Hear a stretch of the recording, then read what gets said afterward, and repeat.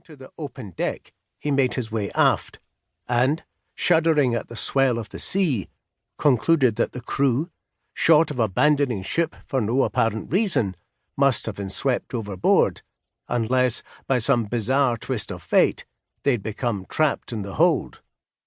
Dropping to his knees, he slipped a finger beneath a round brass catch, raised the hatch to the cold store beneath, and, by the light of his phone, peered inside, where, had the excursion been a fruitful one, he'd have been greeted by the sight of thrashing mackerel or a haul of pollock.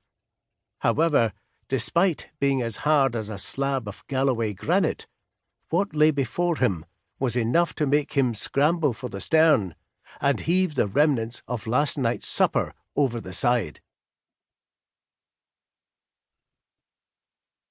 Chapter 1. No longer reeling from the emotional turmoil of a broken engagement to a gamophobic toff whose serial philandering had not only driven her to contemplate opening a vein, but also, as a direct consequence, transformed her once burgeoning career into a car crash waiting to happen, Charlotte West, following a serendipitous encounter with D.I. James Munro, whilst on secondment to the East End of London, was acutely aware that were it not for her senior's size 12 constantly pounding her backside, she would now be in rehab, or worse still, 6 feet under. On his return to Caledonia, Munro, recognising that she'd yet to fulfil her potential, and would, doubtless, without the necessary guidance and support, spiral into oblivion, had cajoled her into transferring north of the border, where, under his watchful eye and burdened with a sense of responsibility, she finally repressed the urge to spend her evenings downing copious amounts of cheap vodka and falling face first into a half-eaten kebab, and had, instead, risen through the ranks to become a confident, if not impetuous, detective inspector.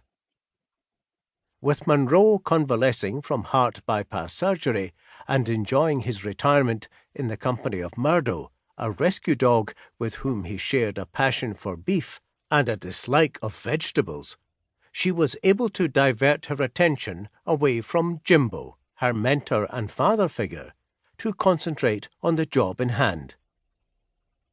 Unlike her former self, who would have needed nothing less than a 7.2 on the Richter scale to rouse her from slumber, West, now armed with more carpe diem than an ornamental fish pond, was ready to go when, at precisely 5:35 a.m., she received a call from D.S. Duncan Reid, informing her that he was on his way over.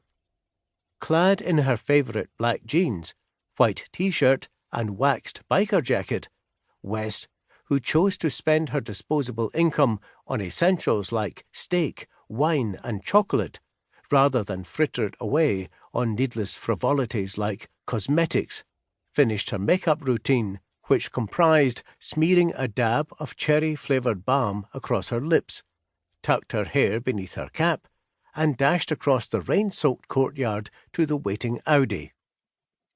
"This is a first," she said, as she slipped into the passenger seat. "Blokes are normally dragging me into bed at 5:30 in the morning, not out of it." "Oh, the joys of a misspent youth," said Duncan with a grin. "We've all been there." "Who said anything about youth? I'm talking last Tuesday.